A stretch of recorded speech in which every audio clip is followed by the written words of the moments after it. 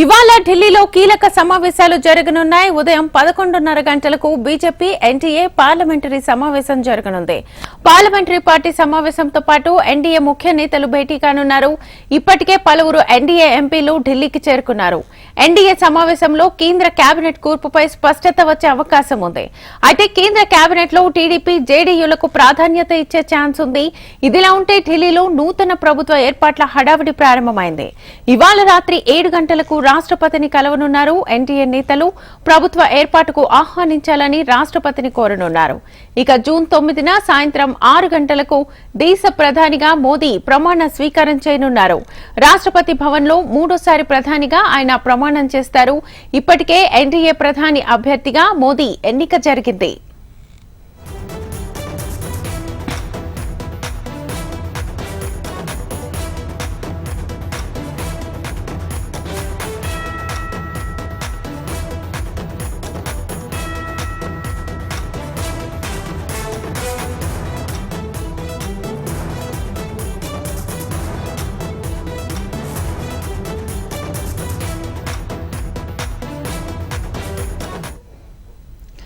ఇవాళ ఢిల్లీలో కీలక సమావేశాలు జరగనున్నాయి. ఉదయం 11:30 గంటలకు బీజేపీ ఎన్డీఏ పార్లమెంటరీ సమావేశం జరగనుంది.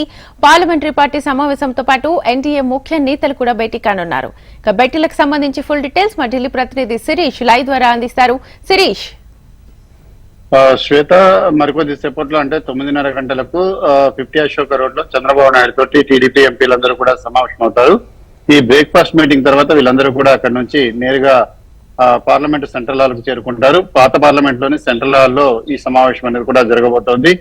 దీనికి సంబంధించి 10:30 గంటలకల్లా ఎంపీలందరూ కూడా అక్కడికి చేరుకోవాల్సిందిగా కూడా సమాచారం ఇచ్చారు. అంతకంటే ముందు ఆయా పార్టీలు తమ పార్లమెంటరీ పార్టీ సమావేశాలను కూడా నిర్వహించుకుంటున్నాయి. జేడీయూకు సంబంధించిన పార్లమెంటరీ పార్టీ సమావేశం కూడా నితీష్ కుమార్ ఆధ్వర్యంలో కూడా జరుగుతుంది. బీహార్ భవన్ లో ఈ సమావేశం జరుగుతుంది. అనంతరం ఎంపీలందరూ కూడా అక్కడికి చేరుకుంటారు. సో ఓవరాల్ గా చూసినట్లయితే 11 నుంచి 11:30 గంటల మధ్యలో ఇటు ఎన్డీఏ భాగస్వామ్య పక్షాలకు సంబంధించిన ఎంపీల సమావేశం కూడా జరుగుతుంది. సమావేశంలో మోడీని తమ పక్ష నేతగా కూడా ఎన్డీఏ లోక్సభ పక్ష నేతగా కూడా ఎన్నుకుంటారు. సాయంత్రం రాష్ట్రపతిని కలవనున్నట్టుగా కూడా సమాచారం. సాయంత్రం 7 గంటలకు రాష్ట్రపతి ద్రౌపది ముర్మును కలిసి ప్రభుత్వ ఏర్పాటుకు సంబంధించి అవకాశం ఇవ్వాల్సిందిగా కూడా కోరనున్నట్లుగా కూడా తెలుస్తుంది. ఇప్పుడు ఎంపీలందరూ కూడా అక్కడికి చేరుకుంటున్న పరిస్థితి అనేది కూడా ప్రస్తుతం చూడొచ్చు. అయితే ఓవరాల్ గా చూసినట్లయితే ఎంపీలందరికీ సంబంధించి అకామిడేషన్ అనేది కూడా ఏర్పాటు చేయడం అనేది కూడా జరిగింది. ఎంపీలందరూ కూడా ఈ రోజు కేవలం తమ ఫార్మాలిటీస్ అంటే లోక్సభ సభ్యత్వానికి సంబంధించిన ఫార్మాలిటీస్ వీటన్నింటినీ కూడా పూర్తి చేస్తారు. మిగిలిన ఫార్మాలిటీస్ అన్నింటినీ కూడా తర్వాత ప్రమాణ స్వీకారం రోజు పూర్తి చేసే అవకాశం అనేది కూడా ఉంది. ఈ రోజు బీజేపీకి సంబంధించిన పార్లమెంటరీ పార్టీ సమావేశం అనేది జరుగుతుంది. ఆ తర్వాత ఎన్డీఏ భాగస్వామ్య పక్షాల సమావేశం అనేది కూడా అంటే భాగస్వామ్య పక్షాలకు సంబంధించిన ఎంపీలతో సమావేశం. ఇటు బీజేపీ అదేవిధంగా ఎన్డీఏ భాగస్వామ్య పక్షాలకు సంబంధించిన ఎంపీలందరూ కూడా కలిసి సమావేశమై అందులో మోడీని తమ నేతగా కూడా ఎన్నుకుంటారు. ఆ తర్వాత సాయంత్రం రాష్ట్రపతిని ముఖ్య నేతలందరూ కూడా కలిసి లెటర్లన్నింటి కూడా సబ్మిట్ చేస్తారు. ఇక మంత్రి పదవుల పైన ఇప్పటికే కసరత్తు అనేది కూడా ప్రారంభమైంది. మిత్రపక్షాలకు ఎన్ని మంత్రి పదవులు కేటాయించాలి, అదేవిధంగా బీజేపీలో సొంతగా ఎన్ని మంత్రి పదవులు ఏంటి కూడా కేటాయించాలి, వీటన్నింటిపైన ప్రస్తుతం చర్చ అనేది కూడా జరుగుతుంది. రేపటి వరకు దీనిపైన ఒక క్లారిటీ అనేది కూడా వచ్చే అవకాశం కూడా ఉంది.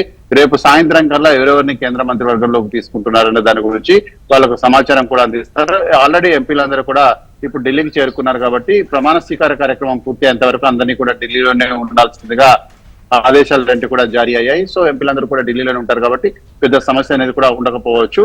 అవసరం అనుకుంటే 9వ తారీఖు ఉదయం కూడా ఎవరెవరిని కేంద్ర మంత్రి వర్గంలోకి తీసుకునే దాని గురించి సమాచారం ఇస్తారు. ఇక భాగస్వామ్య పార్టీల నుంచి మాత్రం స్పష్టత అనేది రేపు సాయంత్రం వరకు వస్తుంది. ఎవరెవరు మంత్రివర్గంలో ఉండబోతున్నారు, ఎవరెవరికి ఆయా పార్టీలకు సంబంధించిన అధినేతలు ఓకే చెప్పారనేది కూడా స్పష్టత రానుంది. శ్వేత.